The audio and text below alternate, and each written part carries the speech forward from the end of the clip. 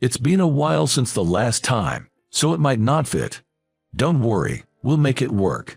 Just relax. I said this to my ex-wife, whom I thought I had parted with, as she looked worriedly at me.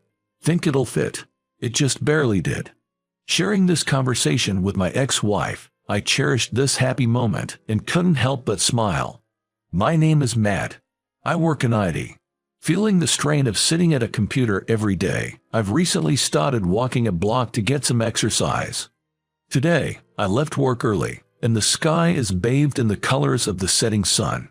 Walking down a quiet main street, I caught a glimpse of my reflection in a shop window.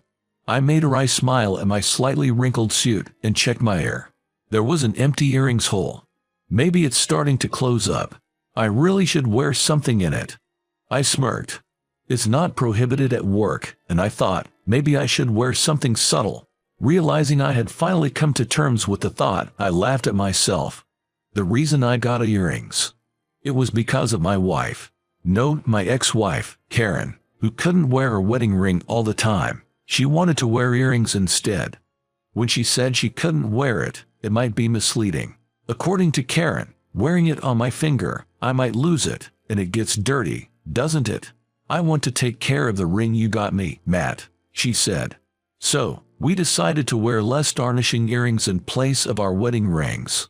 Neither Karen or I had ever gotten earrings before, and we both shouted in pain when we did. Together, we continued to wear subtle yellow stone earrings, saying ouch and it hurts. To say it myself might sound boastful, but Karen is stunningly beautiful, kind-hearted, and responsible. We attended the same college, and she even led a club. We dated from our college years, and she's always been there, pulling me along, and that's how I fell for her. After getting jogs, we get married and lived happily for 3 years. To clarify, it's not that we grew to dislike each other and then divorced. The reason for our divorce was, in a way, a difference in values or perspective. To put it simply, intimacy faded. In our 3rd year of marriage, we both settled down at work and I wanted kids soon. Karen said she loved children, and I believed ours would be adorable. But just as I had that thought, Karen began to distance herself from me. I thought it might be an emotional or physical problem on my end, so I initially dismissed it. But when it became clear that she was avoiding intimacy, I decided to talk to Karen. Karen, you've been avoiding me lately. Can you tell me why? Huh? You know, communication shouldn't be one-sided. If I've done something to upset you, I'd like to fix it. At that time, I thought there might be an issue with me. The two of us get along well, and Karen is always sweet to me. So I thought, maybe, it's a matter of technique. But then, I received an unexpected response from Karen. It's not that you have a problem. Really? Yes, I'm sorry, I should have talked to you. You see, I don't want kids. I felt like I'd been struck by lightning. Maybe it's old-fashioned, but I thought having kids after getting married was the norm. But you like kids, right? You used to volunteer and play with them. I love kids, but I don't want one of my own. I'm sorry. I knew you wanted kids, and I couldn't say it. I thought maybe after we got married, I'd want them, but I just can't.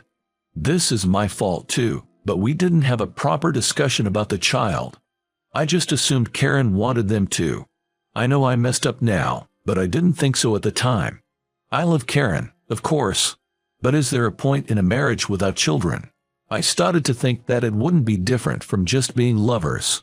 We talked about it many times after, but we never saw eye to eye. If we stayed together, I feared we'd grow resentful and end up hating each other. So, wanting to avoid that toxic environment, we divorced. I'm grateful it happened before we started despising each other. But I was lonely. And because of that, I took off the earring I wore with Karen. Along with the ring. The earring hole from before our marriage hasn't fully closed yet, perhaps because I wore it for so long. It's been a year since our divorce. Maybe it's time to move on. With that thought, I headed to a jewelry store to buy a new piece. Why not a general store? It felt awkward to enter one alone as a man. In a jewelry store, it's easy to pretend I'm buying a gift for a girlfriend, and I thought if I'm going to wear something, it might as well be good quality. Inside the jewelry store, there were sparkling gems everywhere. In one corner, there was an earrings section. I wanted something simple like before, with a stone. While browsing, a sales clerk approached me. "Can I help you find something?" "Oh, yes, I'm looking for a simple earring." "Wait." To my surprise, the sales associate was Karen. She seemed just as shocked. Apparently, she had switched jobs and now works here. "It's been a while." "A year, have you been?" "Oh, you too. Did you change your makeup?" "I adjusted it for work. And you? It seems like you didn't iron your suit. It's all wrinkled." After a long separation and having not spoken since our divorce, Karen and I were able to talk just like before. I had bought a new earring, this time with an orange stone, and glanced at the store's clock. It was exactly 5 p.m. It seemed Karen was just getting off work. "How about dinner? There's a new Italian place nearby." "Oh, I've been curious about that place. Let's go." Karen and I entered the restaurant together.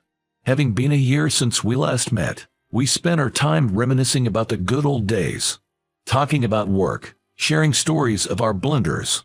Even though we sat down for dinner, we got so caught up in our conversation that before we knew it, it was pitch dark outside. I really should head home, but to be honest, I feel like there's so much more to talk about. It seemed Karen felt the same as she invited. "Why don't you come over to my place? It's close by." I didn't have a reason to refuse, and it didn't seem like Karen had a new boyfriend. With both of us having the day off tomorrow, I ended up staying at Karen's. Things might have progressed quickly, but considering we spent 3 years of married life together, it just felt natural. We talked until the next day. "So, one of my juniors mistook gravy for coffee. It was hilarious." I burst out laughing. "Haha, why do you even have gravy at work?" It felt good. It was as if we were back in our college days, and it put my heart at ease. This past year, the loneliness I had felt was gone. I realized I still loved Karen. And now, I see how selfish my thinking was back then. "Karen." "Joe, what's up? I know it's late, but I want to apologize to you. If I miss this chance, I might never be able to convey my feelings." I looked straight into Karen's eyes. Karen seemed to have an idea of what I was about to say as she gazed back at me. "I was foolish. I was so obsessed with the idea of having kids that I never considered your feelings. You're the one who would carry and give birth to our child. It'd be a huge responsibility for you, and yet, I never had a proper discussion with you about it. I'm truly sorry." I bowed my head to Karen. Being able to talk to her again made me realize the significance of her presence in my life. At this point, even if we didn't have kids, as long as I can be with Karen again, that's all I want. I also wanted to talk about that, and Matt, I owe you an apology too. I was scared to tell you the real reason I didn't want children. Karen began to speak softly.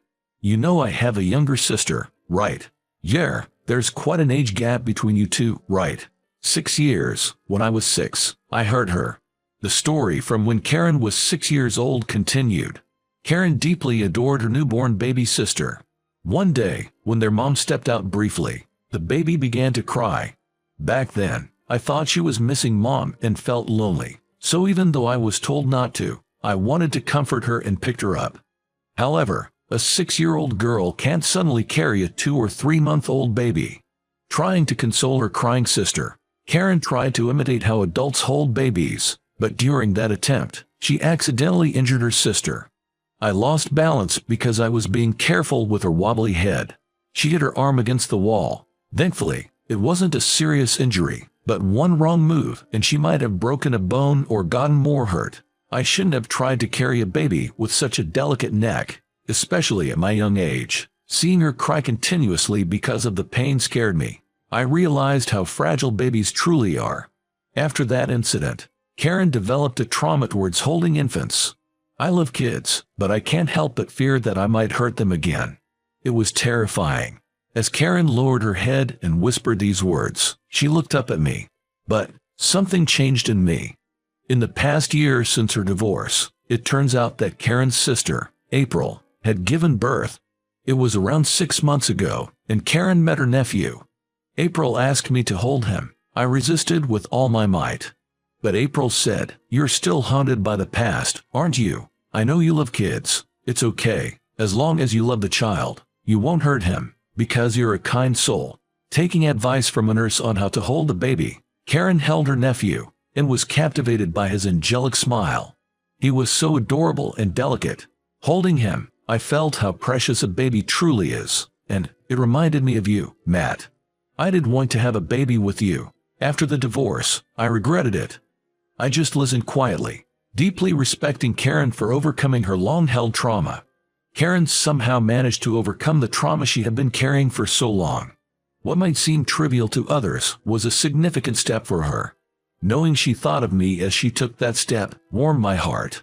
I know it's presumptuous, but I want to be with you again. I feel the same way. Our eyes met. The time span of a year showed us how much we genuinely cared for each other. I still love Karen, and she still loves me. I want us to be together again. That's what I felt. Haha, I guess. If we're getting back together, I didn't need to buy these earrings. I took out the earrings with orange stone I bought today from my bag.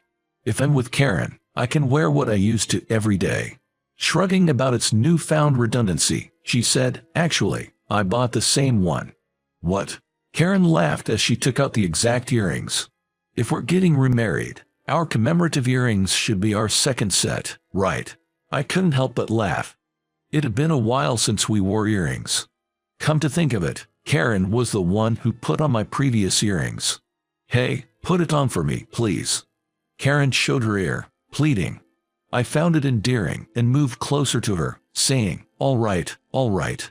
But it's been so long, it might not fit. It's okay, everything will be fine. Just relax, I said as I touched Karen's earlobe and put an earring through it. You think it'll go through? It was a close call. Really? Glad it wasn't closed up. Now, Karen puts an earring through my ear. The new earrings feel foreign, but they are more than perfect to commemorate our new beginning. Years later, in my arms, there was a tiny life. Thank you, really, thank you, Karen. Oh, stop, you are crying too much.